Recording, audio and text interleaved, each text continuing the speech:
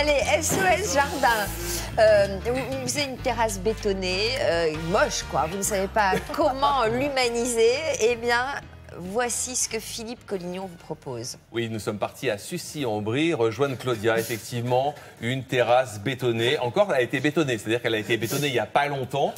Donc, ce qui nous a évité de la rebétonner parce qu'avant, elle était un peu aussi, on va dire, très, très abîmée. Donc, à peu près 70 mètres carrés dans un pavillon plutôt classique, légèrement design. Donc, on a vraiment tout relooké, donc les matériaux de couverture du dallage, et on a fait différents coins, des coins détente, des coins repos, etc. Alors, comment on a relooké tout ça? Vous allez voir, ça a été un travail de longue haleine, mais la fin du reportage, restez avec nous, est plutôt drôle. Regardez.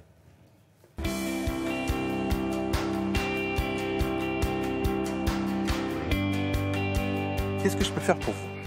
Bon, voilà, nous venons de faire notre terrasse. On avait une terrasse un peu vieille et on a décidé de faire une dalle en béton. On aimerait bien faire un truc sympa où les enfants peuvent jouer, on peut recevoir aussi les amis, quelque chose qui va bien avec notre maison, qui fait un lien avec les jardins, un peu de plantes. Il y a quand même du boulot, hein?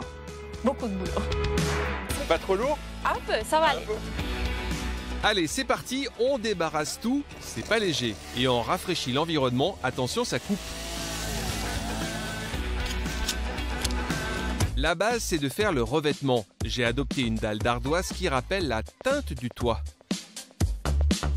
On a choisi une ardoise du Brésil, qui est un produit très résistant, très représentatif de la tendance actuelle, produit contemporain, gris foncé, et qui se marie parfaitement avec les maisons et les façades extérieures. Ça se pose avec un support sur dalle béton. On utilise une colle de type fibré pour poser cette ardoise. Aujourd'hui, on a pris le parti pris de la poser avec des joints décalés, plutôt que d'avoir quelque chose de très linéaire et d'avoir des joints très structurés. T'as vu, les garçons ont bien bossé, hein? Très bien bossé. Alors, il reste encore une surface à faire. Là, je te propose du gazoir artificiel qui va arriver à fleur des dalles. Génial, on y va? Allez. Pour un aspect plus naturel, on a choisi un fil vert clair et vert foncé, avec en plus un fil frisé beige qui donne un effet racinaire. Pour fixer le tout, on applique sur les bords une colle bicomposant. Ça pèse un âne mort, ce truc. C'est un spa.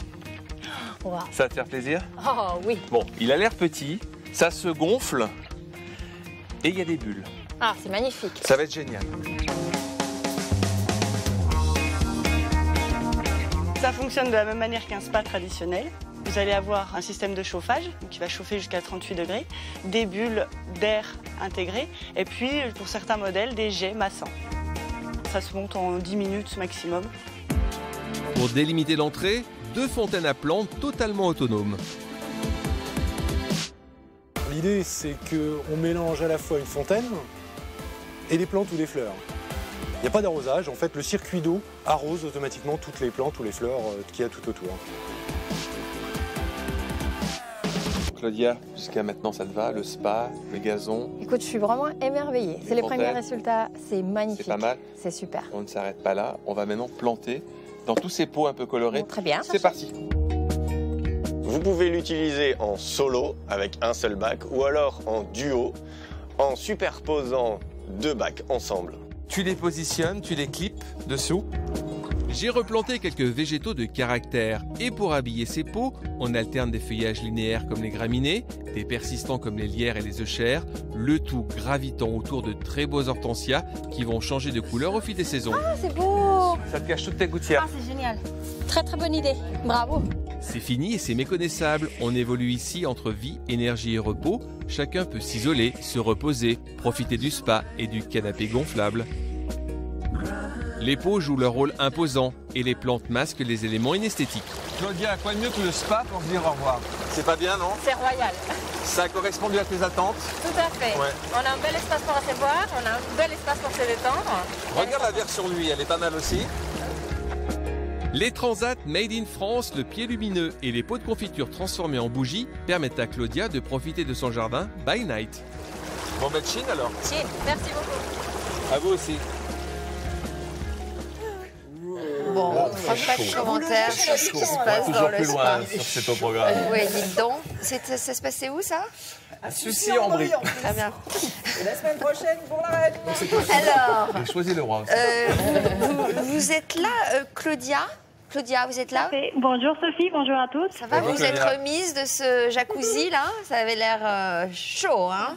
Franchement, c'est très bien. C'est Ouais. très bien. On est vraiment gâtés. Alors, est-ce que vous aviez préparé avec Philippe cette transformation ou il vous a surprise jusqu'au bout? Il m'a vraiment surpris jusqu'au bout. Je n'aurais jamais pensé à tout cet univers. C'est vrai que je voyais ma terrasse plutôt comme un univers, un ensemble. Et franchement, on est émerveillés par les résultats. Et bravo Philippe, encore une fois bravo. Ah bah ça, je vous comprends quand même. Alors, on n'imagine pas ce que ça représente quand même, parce que vous voyez ça comme ça, le résultat fini, mais c'est quand même un travail de titan. Oui. On va voir quelques images du avant-après, et ce garçon est extrêmement modeste. Il est là avec sa petite chemise à fleurs. Il fait le gars qui fait ça très très facilement, mais c'est énormément de boulot, ce que fait notre ami Philippe chez l'habitante. Oui, effectivement, là il y a eu 5 jours de travail, mais le avant est important, c'est-à-dire la préparation, les partenaires, les fournisseurs, trouver des nouveaux produits. Alors on a fait un petit dessous du SOS, regardez.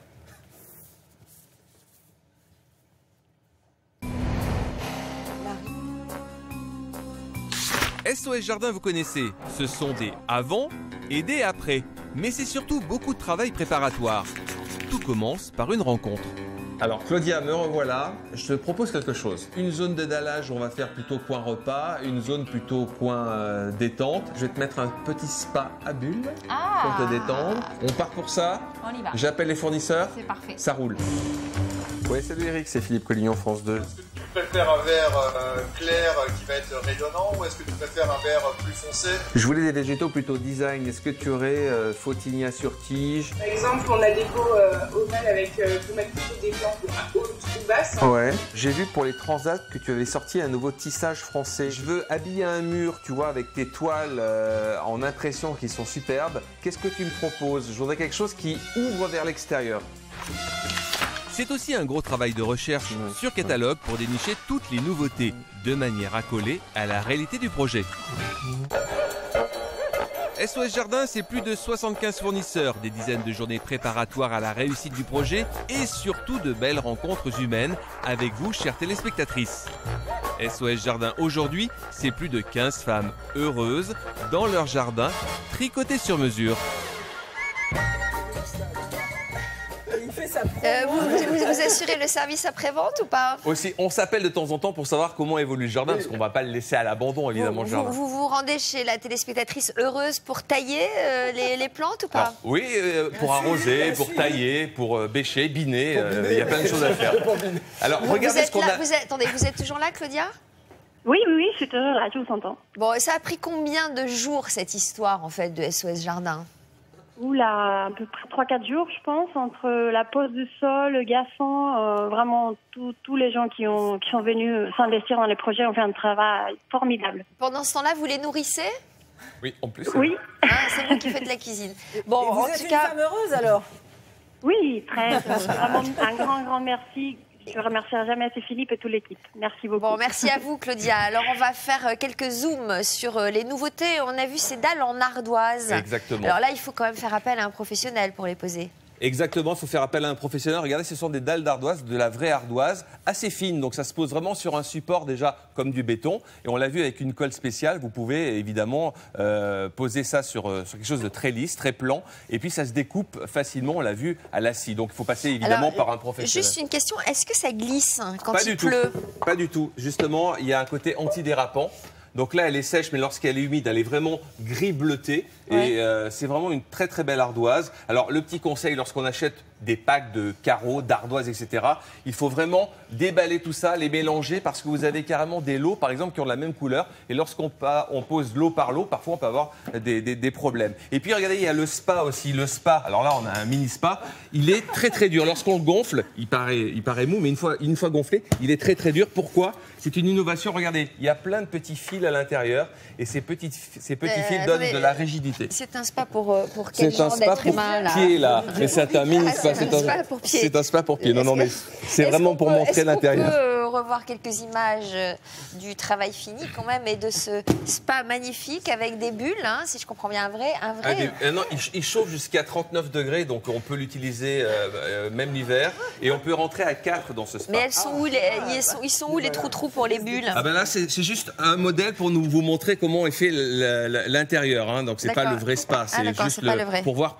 Donc c'est vraiment solide. Chauffage et trou-trou. Chauffage, jet, maçon et bulles. Vous avez aussi ça, c'est une innovation, ces pots. Soit on les utilise comme ça en pot simple, tout simplement au sol, soit vous les, voilà, comme on l'a fait dans le reportage, vous les empilez les uns sur les autres et vous allez planter là, vous ne mettez pas de terre au fond évidemment, et donc ça vous permet de rehausser les plantes qui sont un peu basses. Ça c'est la bonne idée, ça donne un petit côté design à l'ensemble. Vous avez aussi ces fontaines qui sont assez extraordinaires qu'on a mis à l'entrée, une de chaque côté. Soit on peut les empiler, soit on peut les poser comme ça sur une table, évidemment, elles sont autonomes et l'eau qui sort de la buse va arroser les plantes par gravité. Donc il y a pas mal, ça. C'est une très bonne idée, très bonne idée. Et puis voilà, vous avez d'autres, vous avez aussi ça, c'est super, c'est assez nouveau, c'est français, c'est un tissage français pour des transats, mais également les chic. Oreillers, les coussinages qui sont associés, ça résiste à la pluie. C'est la même marque que ceux qui fabriquent des nappes? Exactement. Une marque française très réputée. Basque. Oui, exactement. Tissage de Louse. Voilà. Alors, on va remercier nos partenaires parce qu'ils ont été nombreux et sans eux, on ne peut pas faire tout ça. Donc, Tissage de Louse, je vous le disais. Excel Green, Flowwall, Truffaut, Grofilex, Intex, Pénez Hermann et Chamonin. Merci à vous d'avoir participé.